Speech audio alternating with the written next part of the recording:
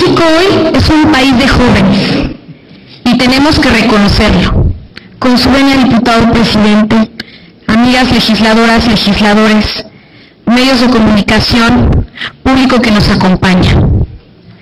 Por primera vez en la historia de México, activistas, legisladores, estudiantes, rectores de universidades, funcionarios, asociaciones civiles y sociedad en general, nos reunimos para lograr un acuerdo para y por los jóvenes. La intención del primer Foro Nacional de Juventud fue llegar a acuerdos que nos beneficien y para ello trabajamos de la mano de expertos en 3 rubros importantes para el desarrollo: educación, migración y participación. A todos ustedes les hicimos llegar una copia del acuerdo, así como también a los medios de comunicación. Quiero destacar que el que nos hayamos reunido y unido en pro de la juventud de México, sin importar el color de nuestros partidos, significa que el empoderamiento de este sector va en buen camino.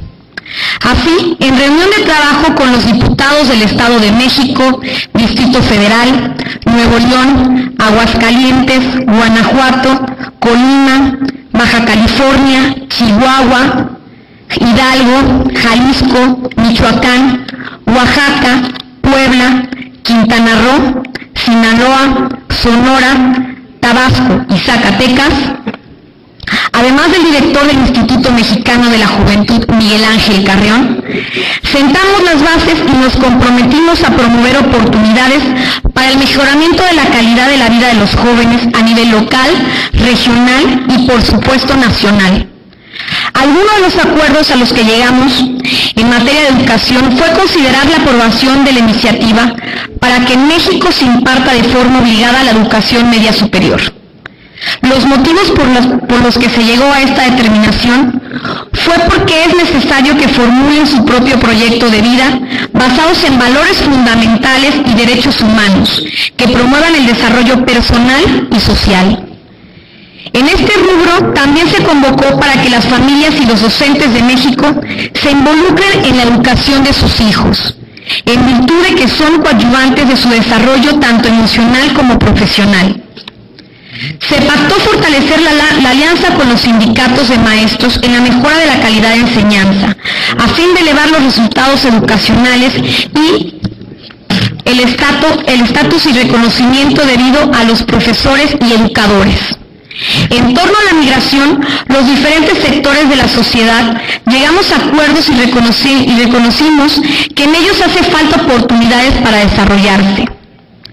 Acordamos que en todo México es necesario garantizar los derechos humanos de los migrantes, fenómeno que sin duda tiene un rostro joven, así como facilitar el ejercicio de los derechos políticos para los migrantes jóvenes mexicanos en las elecciones federales y locales. Su salud, educación y acceso a la seguridad social deben ser preponderantes en el desarrollo. El tercer punto que se abordó fue significativo por sus alcances, toda vez que en participación se acordó incorporar el concepto jóvenes con un enfoque integral y de inclusión social e incorporarse en las agendas nacional y local a la participación de estos. Vamos a promover los parlamentos juveniles y mecanismos de participación, porque ese fue nuestro deber, porque es necesario que también seamos participativos en escenarios cívicos y políticos. También acordamos en el Foro Nacional de Juventud que se deben impulsar leyes para los jóvenes e impulsar a las organizaciones civiles con apoyos e incentivos. Además, pugnamos porque haya un sistema de cuotas de jóvenes para garantizar el acceso a cargos de elección popular con porcentajes específicos.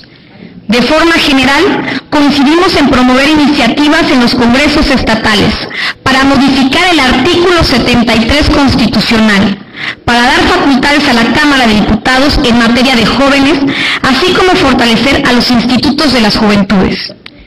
Fueron 3 puntos que tratamos. Aún nos faltan temas que nos atañen y estaremos analizando en los próximos estados y en los próximos foros.